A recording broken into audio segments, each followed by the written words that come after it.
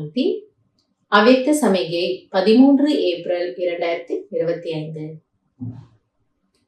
இன்றைய பகவானுடைய மகா வாக்கியம், जैसे इस समय आत्मा और शरीर कंबाइंड है, ऐसे बाप और आप कंबाइंड रहो. பாபா சொல்றாங்க, எப்படி இப்பொழுது ஆத்மா மற்றும் சரீரம் இரண்டும் இணைந்திருக்கிறதோ, இது ரெண்டே பிரிக்க முடியாது, பிரிச்சா ஒன்னுத்தினுடைய வேல்யூ கிடையாது.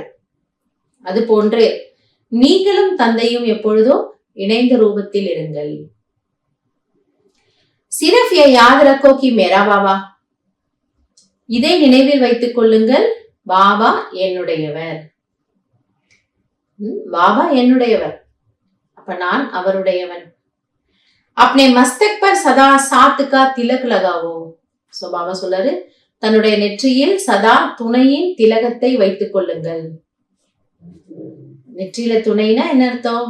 நினைவு இருக்கு, நான் ஆத்மாங்கிறது நினைவு இருக்கு. இதோ பாபா என்னோடவே இருக்கிறாரு, என் கூட பேசிட்டு இருக்கிறாரு, எனக்கு சொல்லி கொடுத்துட்டு இருக்கிறாரு, எனக்கு டச்சிங் கொடுத்துட்டு இருக்கிறாரு, என்னை கைட் பண்ணிட்டு இருக்கிறாரு, என்னை தாலாட்டு பாடி இருக்க வச்சிட்டு இருக்கிறாரு, இப்படி.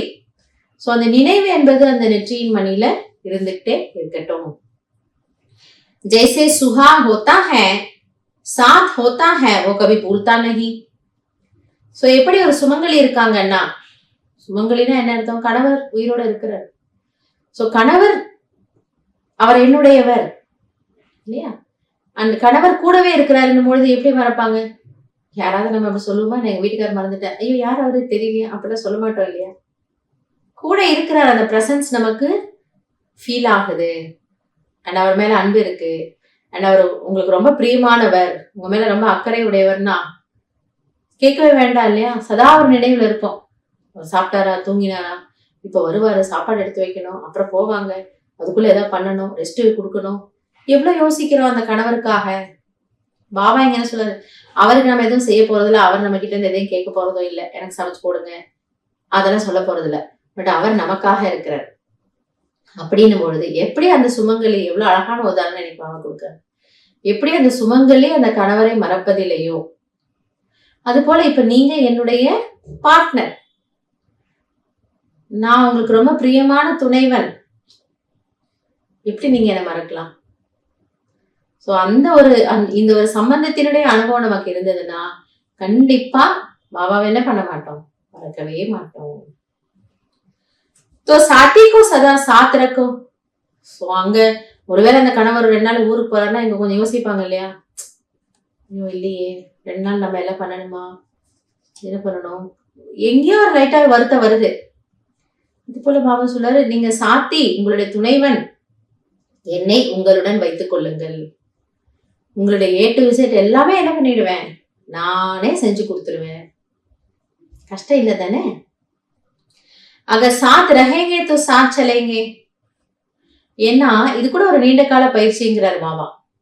இப்பவே நீங்க அது போல என்னுடன் இருக்கக்கூடிய பயிற்சியை செய்தீர்கள் என்றால் திரும்பி போறதும் எப்படி இருக்குமா, கூடவே போகலாம், கூடவே போகலாம். ஏன்னா அப்ப அந்த நினைவு வரணும் இல்லையா? கடைசி நேரத்துல இந்த ஆத்மா சரீரத்தை விட்டு பிரியுது.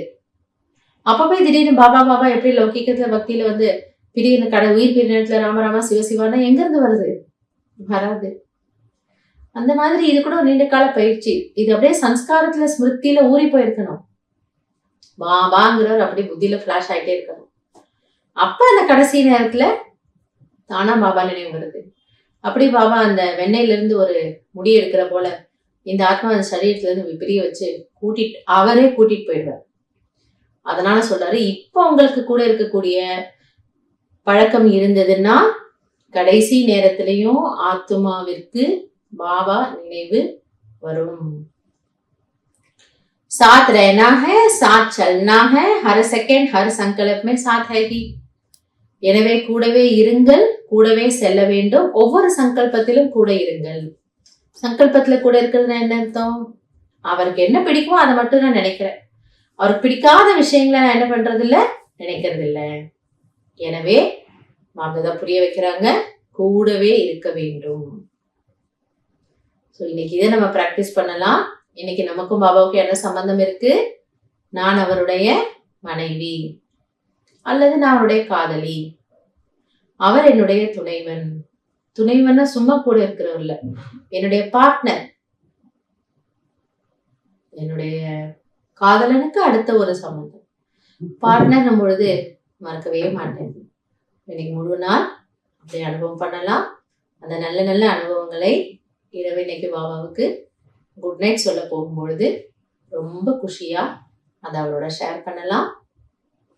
நாம குஷியா இருக்கலாம், பாபாவையும் குஷிப்படுத்தலாம். நல்லது. ஓம் சாந்தி.